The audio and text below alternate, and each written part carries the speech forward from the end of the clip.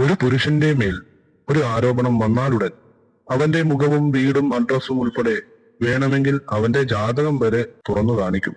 Okay, അവൻ തെറ്റുകാരനാണെങ്കിൽ സമ്മതിക്കാം. ഇനി അവൻ തെറ്റുകാരൻ അല്ലെങ്കിലോ?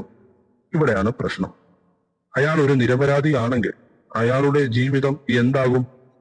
ഇവിടെ പുരുഷന്മാരുടെ മാനത്തിന് ഒരു വിലയും കൊടുക്കുന്നില്ലേ? ഒരിക്കൽ കള്ളനെന്ന് പേര് വീണാൽ ഇനി അവൻ എത്ര കാലം നല്ലവനായി ജീവിച്ചാലും അവനെ കള്ളനെന്ന് മുദ്ര കുത്തുന്ന നാട്ടിലാണ് നമ്മൾ ജീവിക്കുന്നതെന്ന് ഓർത്തു നോക്കണം. ഇനി അയാൾക്ക് ഭാര്യയും മക്കളും ഒക്കെ ഉണ്ടെങ്കിൽ അയാൾ എങ്ങനെ ആ ഭാര്യയുടെയും മക്കളുടെയും മുഖത്ത് നോക്കും? അതൊരു മകളാണെങ്കിൽ അയാളുടെ അവസ്ഥ എന്തായിരിക്കും?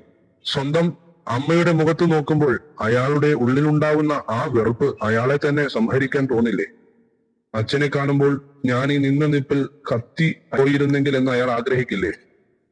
സ്വന്തം കുടുംബക്കാരുടെ മുന്നിൽ താനൊരു പരിഹാസ്യ കഥാപാത്രമായി മാറില്ലേ?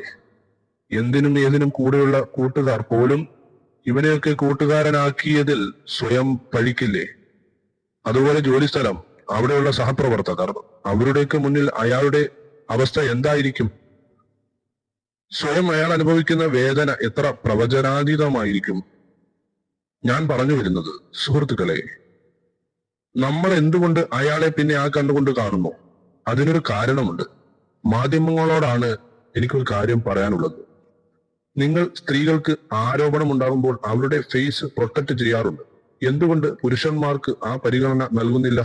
എന്തും സഹിക്കുന്ന ഒരു മറ്റേ മക്കളായാണോ നിങ്ങൾ അവരെ കാണുന്നത്? നിങ്ങൾക്ക് അവരെ ഒന്ന് സംരക്ഷിച്ചൂടെ?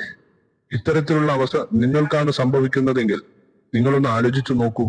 എന്തും കണ്ണടച്ചു വിശ്വസിക്കുന്ന നമ്മളിൽപ്പെട്ട ചിലരോടാണ് എന്റെ ചോദ്യം. എത്ര നിരപരാധികളെയാണ് നമ്മൾ ഇത്തരത്തിൽ ആരോപണങ്ങളിൽ മുക്കി കൊന്നുകളഞ്ഞത്? ആർക്കും ആരെ വേണമെങ്കിലും ആരോപണങ്ങളിൽ കൊടുക്കാം. പക്ഷെ നമ്മൾ ഒരു കാര്യം മനസ്സിലാക്കണം, ഈ ആരോപണങ്ങളൊന്നും ഒരു തീരുമാനമല്ല. അതിന്റെ പേരിൽ ആ വ്യക്തിയെ വ്യക്തിഹത്യ ചെയ്യരുത്. അത് വൈകാതെ നമ്മളെ വീട്ടിലും എത്തിയേക്കാം. ഇത്തരത്തിൽ ആരോപണങ്ങളുടെ മേൽ ജീവിതം പൊലിഞ്ഞുപോയ ഒത്തിരി ചെറുപ്പക്കാർ നമ്മുടെ മുന്നിൽ നിന്ന് മാഞ്ഞുപോയി. ഈ വീഡിയോ ഞാൻ അവർക്ക് വേണ്ടി സമർപ്പിക്കുന്നു. ഈ വീഡിയോ ഇഷ്ടപ്പെട്ടാൽ നിങ്ങൾ ലൈക്കും ഷെയറും ചെയ്യാൻ മറക്കരുത്.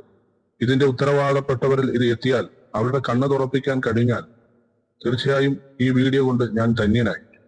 അപ്പോൾ എല്ലാവർക്കും നന്ദി, നമസ്കാരം.